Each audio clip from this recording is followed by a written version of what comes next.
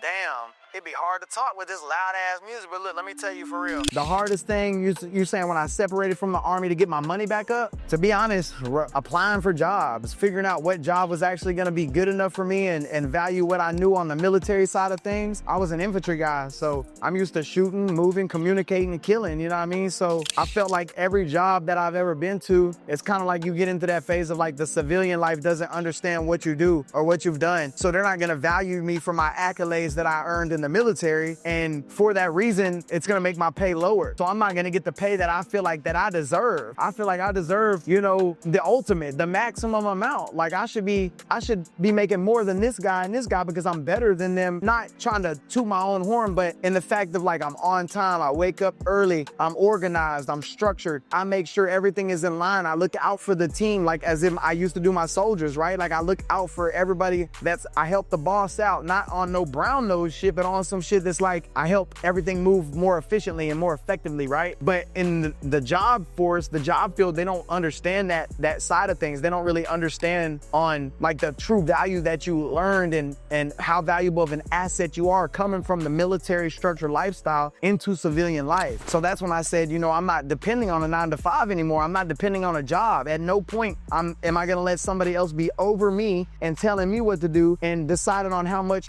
I can earn or how much money I can make per hour or per month or whatever it may be. At that point, I was like, you know what, let me invest in myself and create my own income in my own schedule and my own time. You know what I mean? Like, cause I already lost so much time in the military. Let me invest in getting that back. Or, you know, I wasn't valued on the amount of income that I was making or receiving from somebody else. So let me invest in that to earn my own back. You know what I mean? So that, I would say, was probably the hardest, you know, transition from military world to civilian world, is not really being valued like I should be valued and not really being compensated on what I really know, what I'm good at, and how locked in of an individual I am just by having that military structure. I mean, if there's anything you can do in life, if there's anything you can do in this world for yourself, I mean, not even only for yourself, but for your family as well, invest in yourself. You know, invest in what you can do to earn your time back, earn your own income, so you're not in control of somebody else. The more you go to that 9-to-5 every single day, you're building their legacy. You could be making yourself, right? So,